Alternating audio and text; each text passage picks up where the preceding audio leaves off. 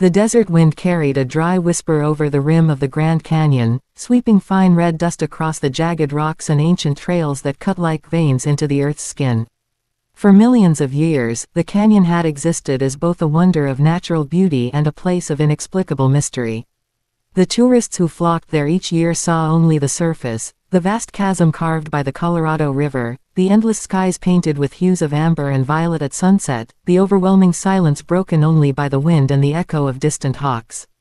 But beneath that surface lay secrets too dark, too strange, and too closely guarded to be spoken about openly. Among them was a place that park rangers and officials never marked on maps, a place quietly referred to by those who dared to whisper about it as the Forbidden Zone. It was said to be sealed off from the public not because of landslides, unstable cliffs, or wildlife dangers, but for reasons more chilling and more elusive. Some claimed that inside this restricted area, traces of an ancient civilization older than any known in North America had been found.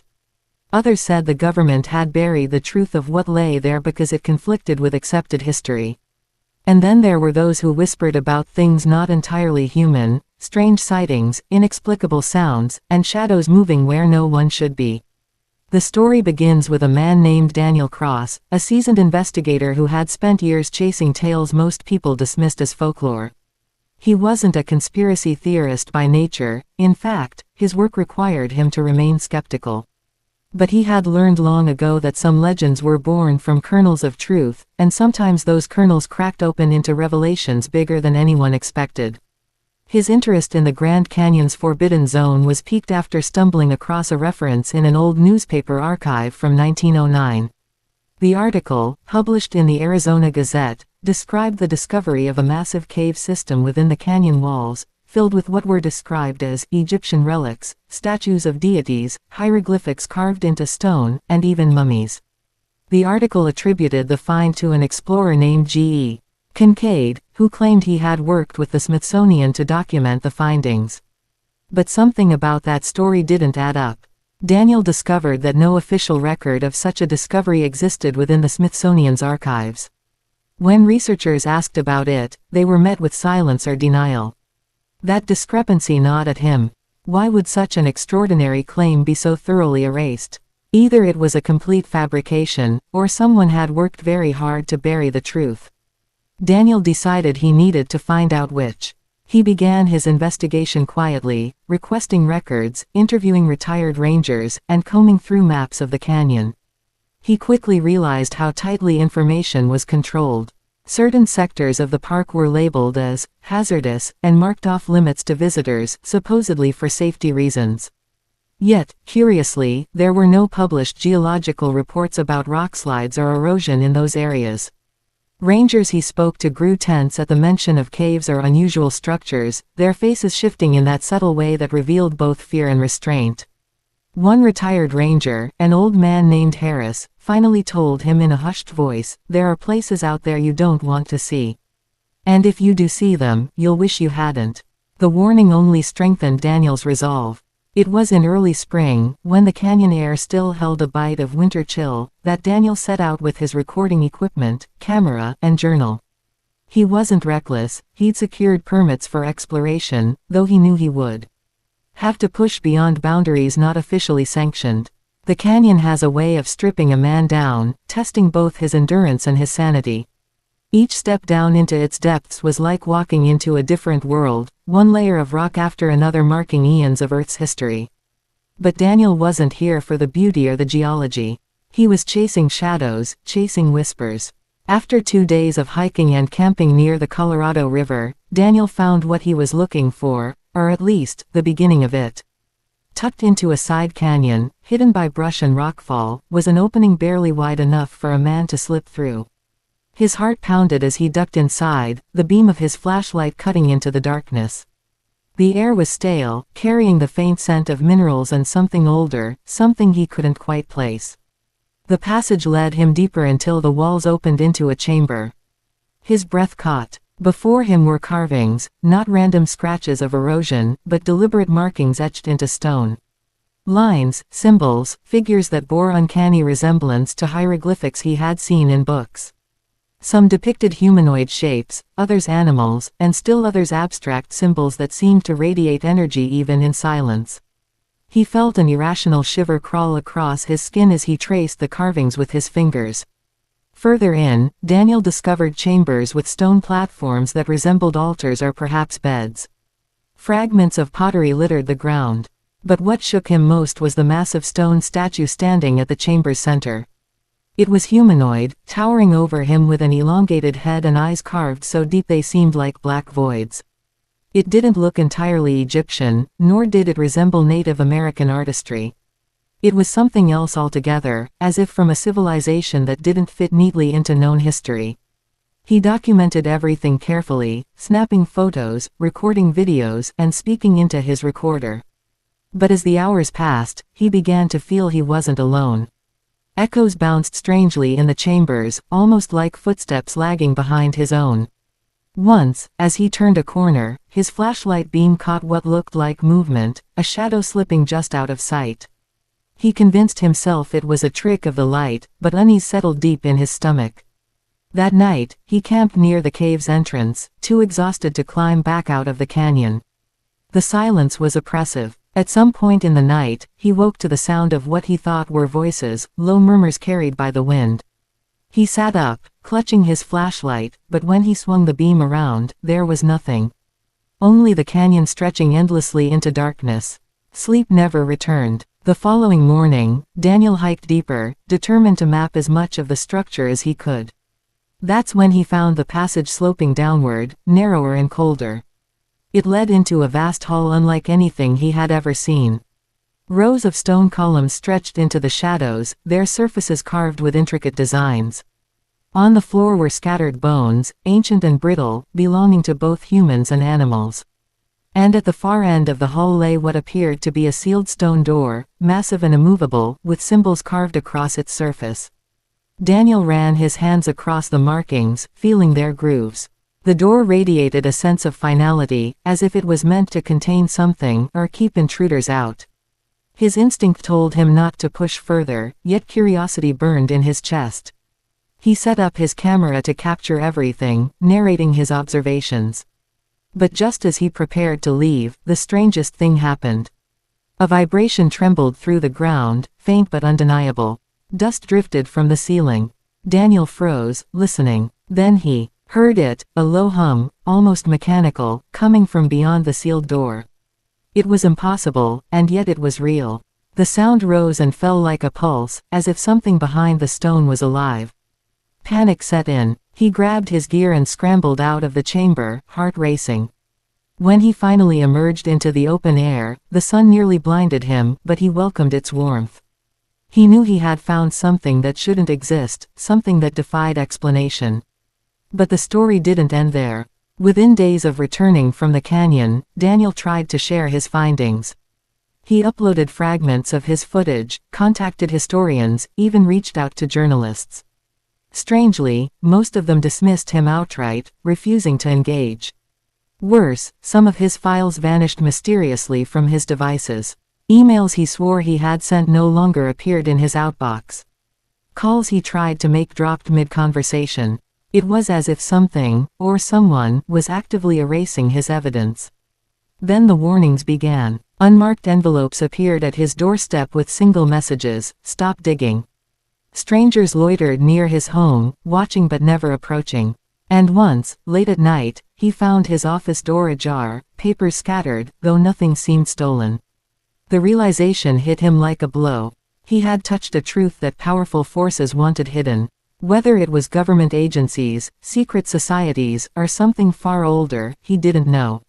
What he did know was that the forbidden zone of the Grand Canyon was forbidden for a reason, and that reason had nothing to do with public safety. As weeks passed, Daniel lived in constant unease. He spoke less, trusted fewer people. His notes and backups were hidden across multiple locations, though he wondered if even that would be enough. The humming behind the stone door haunted his dreams, a sound that seemed to grow louder each night. Sometimes he wondered if it wasn't just in his head, if whatever lay sealed in that chamber had somehow reached out and marked him. His last journal entry, written months later, contained only a few lines. "I thought I was chasing history. But history isn't what they're hiding. It's something else. Something alive. And if the door ever opens, the canyon won't be the only thing swallowed whole. After that, Daniel disappeared. Some say he went into hiding. Others believe he was silenced. His story survives only in fragments, the files he managed to send, the journals recovered from his home, and the whispers that continue to circulate among those who dare to wonder what the Grand Canyon really hides. The tourists still come, gazing out over the majestic cliffs, snapping photos of sunsets and eagles soaring overhead. They laugh, they marvel, and then they leave, never knowing what lies just beyond the trails. But somewhere in the canyon's heart, in the shadows of the forbidden zone, the stone door still waits, sealed against time, its hum echoing through the silence, a secret too vast and too terrible to be spoken. And for those who know the truth, the Grand Canyon is no longer just a natural wonder. It is a threshold, a place where history, myth, and something far darker converge. 1. The Grand Canyon hides more than natural beauty, it holds a restricted forbidden zone shrouded in secrecy. The Grand Canyon is one of the most breathtaking natural wonders on Earth, attracting millions of visitors each year who marvel at its immense cliffs, layered rock formations, and sweeping views. To most, it is nothing more than a geological masterpiece, a place to hike, photograph, and admire. But to those who dig deeper, the canyon conceals more than meets the eye. Within its vast, rugged expanse lies an area deliberately closed off from the public. Maps do not detail it. Tourists are told it's unsafe, that the trails are too unstable. Yet rumors swirl of another reason, an area where history's secrets and unexplainable mysteries are hidden. The so-called Forbidden Zone has been whispered about by rangers, explorers, and conspiracy theorists for decades. It is said to house discoveries too explosive for mainstream history, and perhaps even phenomena that challenge our very understanding of reality itself. 2. Legends claim this zone contains traces of an ancient, advanced civilization unknown to history. Long before European settlers arrived in North America, indigenous peoples told stories about beings who lived in the canyon walls, builders of great halls and stone cities that no longer exist. Some said they were gods, others said they were giants, while a few believed they were simply a forgotten race wiped out by time. In the early 20th century, explorers reported seeing strange symbols and structures buried deep within caves, signs of intelligence far older than anything previously known in the Americas. These accounts suggested a culture capable of monumental architecture, advanced stone carving, and perhaps even complex spiritual practices. The idea that such a civilization could exist, hidden within the canyon, directly conflicts with accepted timelines taught in textbooks. If proven true, it would rewrite history, forcing us to confront the unsettling possibility that our understanding of ancient human development is incomplete, or worse, deliberately suppressed. 3. A 1909 Arizona Gazette article reported a cave filled with Egyptian-like relics, statues, and even mummies. One of the most tantalizing pieces of evidence pointing to hidden history in the Grand Canyon came from a newspaper article published in 1909 by the Arizona Gazette. It described how an explorer named G.E. Kincaid had stumbled upon a vast underground complex within the canyon. According to the report, the chambers contained artifacts resembling Egyptian relics, statues of deities, hieroglyph-like carvings, weapons, and even mummies. Such a discovery would have been revolutionary, suggesting transoceanic contact between civilizations long before recorded history acknowledged such a possibility. Yet, oddly, this report never gained traction. Historians dismissed it as sensationalism, but its level of detail was difficult to ignore. For decades, the article has fueled speculation that explorers truly uncovered something extraordinary, and that the account was later buried. Whether fact or fabrication, it has become the cornerstone of the legend surrounding the canyon's forbidden zone. 4. The Smithsonian allegedly investigated the find but has no official record of it today. According to the 1909 article, the Smithsonian Institution worked alongside G.E. Kincaid to analyze the artifacts recovered from the mysterious cave. Yet when modern researchers comb through Smithsonian archives, they find no mention of the discovery, nor any record of Kincaid himself. Inquiries to the Smithsonian are met with vague responses or outright denial, as if the entire affair never happened. This absence of evidence is suspicious in itself. If the discovery had been real, why would it be erased? One theory is that the findings posed too great a challenge to mainstream historical narratives, forcing authorities to suppress them. Another possibility is that the artifacts were removed and hidden for reasons still unknown.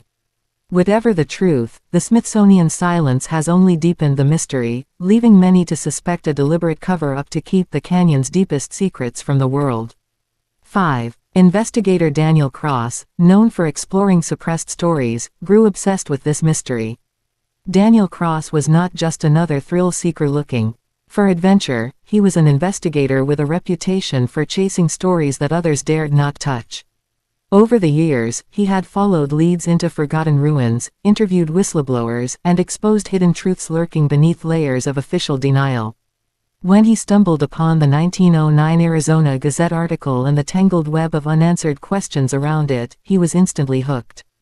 His instincts told him this was more than just a century-old hoax, it was a thread leading to something monumental.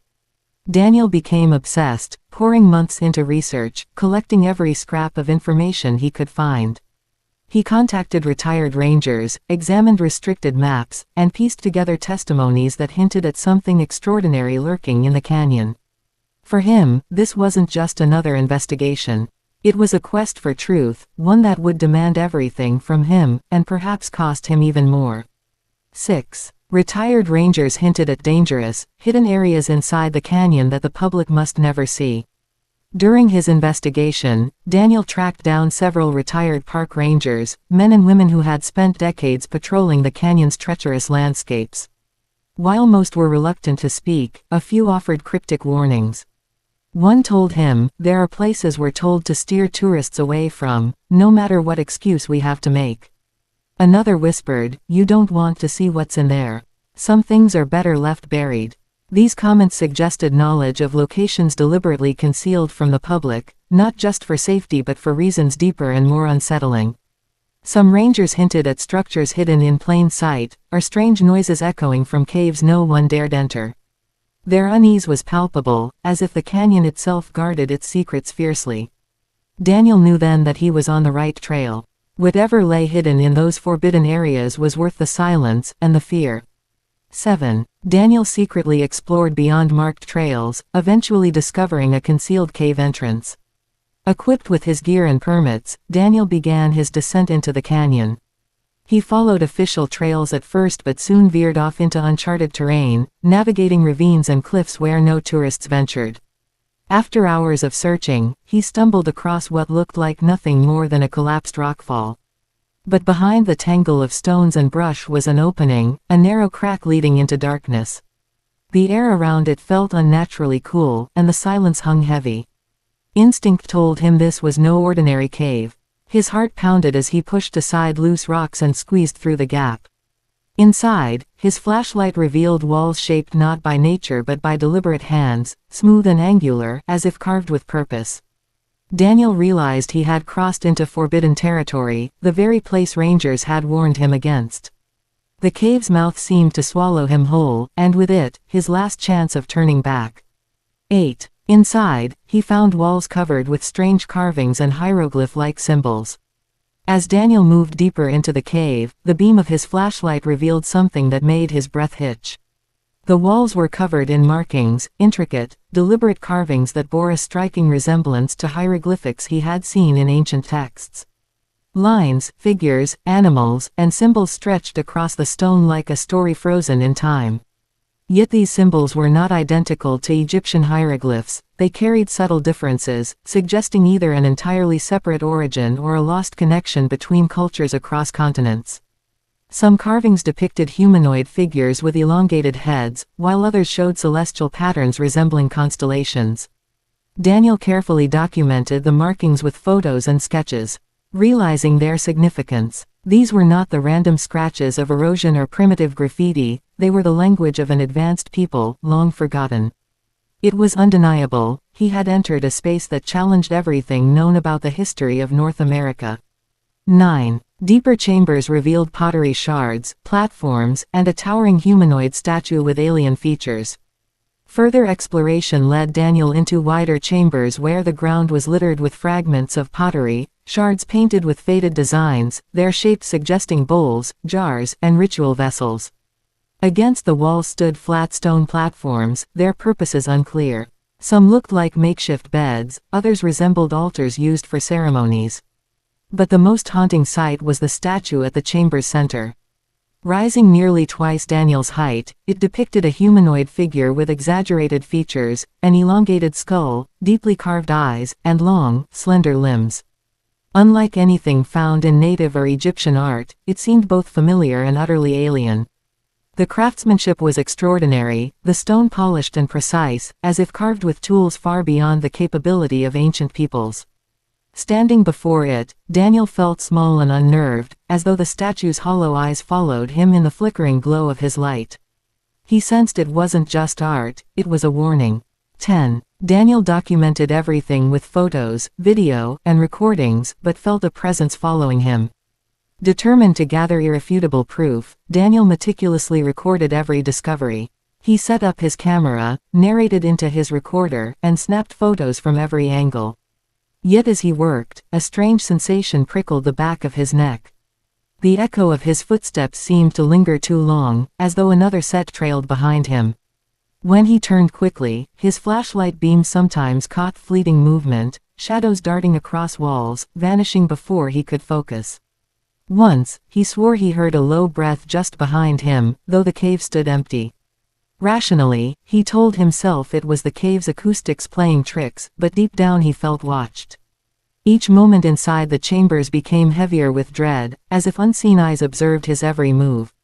Though his evidence was mounting, so too was the sense that he was trespassing somewhere he was never meant to be. 11. Whispers, footsteps, and shadows inside the cave convinced him he wasn't alone. As the hours dragged on inside the cave, Daniel's nerves began to fray. He told himself that the eerie acoustics of the canyon walls created illusions of sound, yet the whispers he heard felt too distinct to dismiss. They were not just random echoes, but low murmurs, almost like voices speaking in a language he couldn't understand. The shadows disturbed him even more, dark shapes that moved just out of his flashlight's reach. At one point, when he turned sharply, he thought he saw a figure standing at the far end of the chamber, only for it to dissolve into the darkness. His rational mind screamed that it was fatigue, fear, and the tricks of his imagination. But deep down, another part of him, the primal part, insisted he was not alone in those caverns, that something unseen was watching his every step. 12. He later found a massive underground hall with carved stone pillars and scattered bones. Pushing further into the cave system, Daniel's exploration brought him into a chamber unlike anything he had seen before. His flashlight revealed a vast underground hall stretching into darkness, supported by massive stone columns carved with patterns too intricate for nature to create. The scale was overwhelming, it felt less like a cave and more like a man-made temple, though its builders remained a mystery. The most disturbing detail, however, lay scattered across the floor. Bones, brittle and yellowed with age, lay in disarray. Some were clearly animal remains, but others bore unmistakable human shapes, skulls, ribcages, long femurs. Were these sacrifices, victims, or perhaps the remains of the civilization itself? Daniel's stomach tightened as he stepped carefully, every crunch beneath his boots echoing louder than it should. This was no simple chamber, it was a graveyard, a monument to something powerful, terrifying, and long hidden from the world. 13. At the hall's end stood a sealed stone door covered in mysterious symbols. At the farthest end of the great hall, Daniel's flashlight caught the unmistakable outline of a massive door carved from stone. Unlike the walls and columns, it stood apart, smoother and more deliberate, its size so great that it reached nearly to the chamber's ceiling. Across its surface were carved symbols, rows of intricate markings that resembled the hieroglyphs he had seen earlier but arranged in more complex patterns. Some of the symbols glowed faintly in the beam of his light, as if polished or etched with a different material. The door appeared immovable, sealed tightly against the weight of time. To Daniel, it was both an invitation and a warning. What lay beyond it? Treasure, secrets of an ancient people, or something far more dangerous? His instincts urged caution, but the investigator in him burned with curiosity. He realized this door was the heart of the canyon's mystery. 14. From beyond the door, Daniel heard a low mechanical hum that pulsed like a heartbeat. Daniel pressed his ear against the stone surface, running his fingers over the deep carvings. At first, there was silence, the cold stone biting against his skin. But then it came, a low, resonant hum that rose and fell in a steady rhythm. It was not the sound of water or shifting rock, it was deliberate, mechanical, almost alive. The hum vibrated through his bones like a pulse, each wave sending chills up his spine. He stepped back, stunned, his mind racing. How could there be sound behind a sealed stone wall buried deep within the canyon? The idea that something was moving, existing, or functioning on the other side filled him with dread. The possibility that it was alive, still active after countless centuries, was unthinkable. He realized then that the door was not simply a marker of the past. It was a barrier, containing something that should never be freed. 15. Frightened, he fled the cave, but the sound haunted him long after. Overwhelmed by fear, Daniel packed up his equipment and hurried out of the cave. Every step felt like a race against time, as though the walls themselves might close in and trap him. When he finally emerged into the light of day, the relief was overwhelming. The sun blazed across the canyon, warm and blinding, banishing the chill of the underground halls. But the relief did not last. Even as he hiked back toward civilization, the hum seemed to linger in his mind, echoing in his ears long after he had left the cave. At night, when he tried to sleep, the pulse returned, vibrating through his dreams. It grew louder with each passing day, as if the sound had imprinted itself onto him, a reminder of what he had uncovered.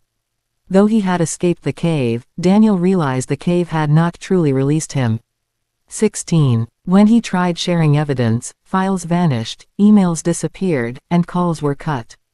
Determined to reveal the truth, Daniel began uploading his footage and notes, reaching out to journalists and historians. But strange things started happening almost immediately. Files he had carefully saved vanished from his computer without explanation. Emails he swore he had sent no longer appeared in his outbox.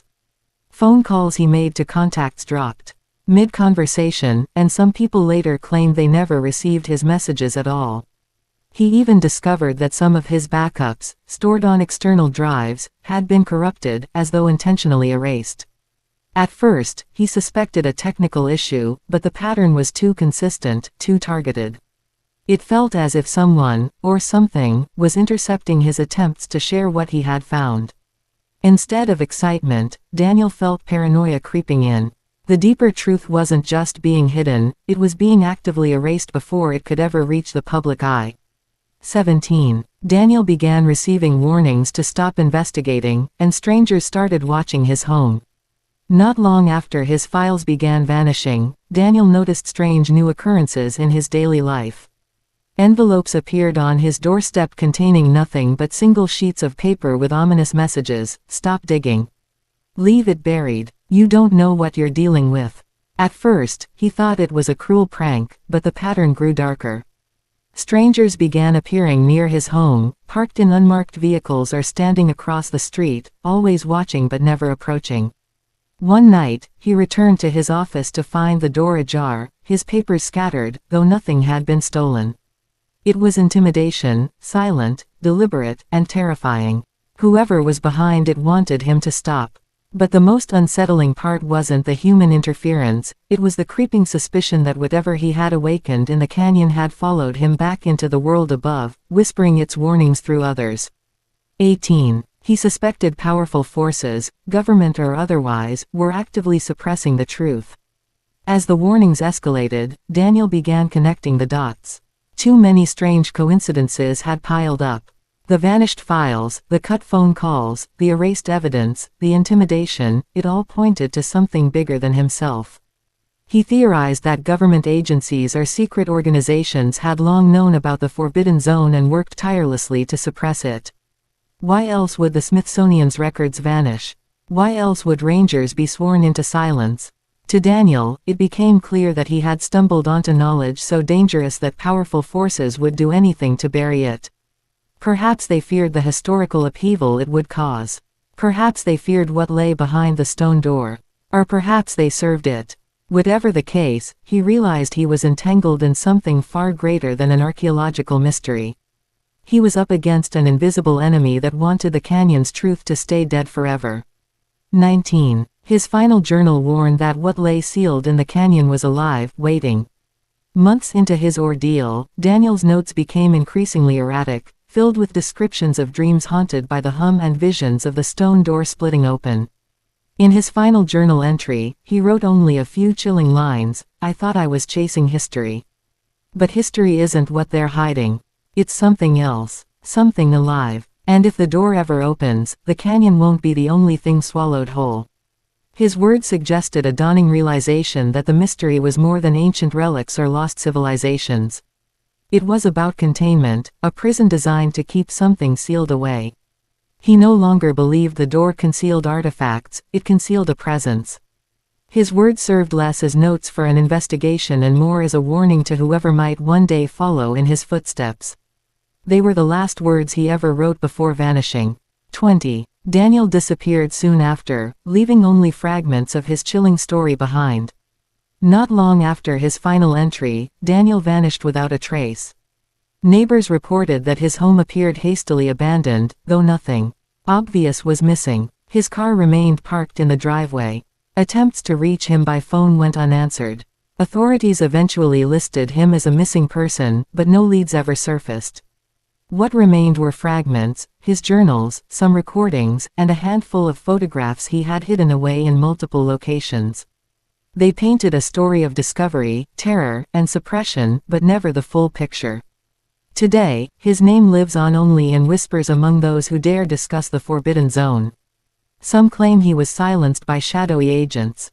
Others believe he returned to the canyon and never came back.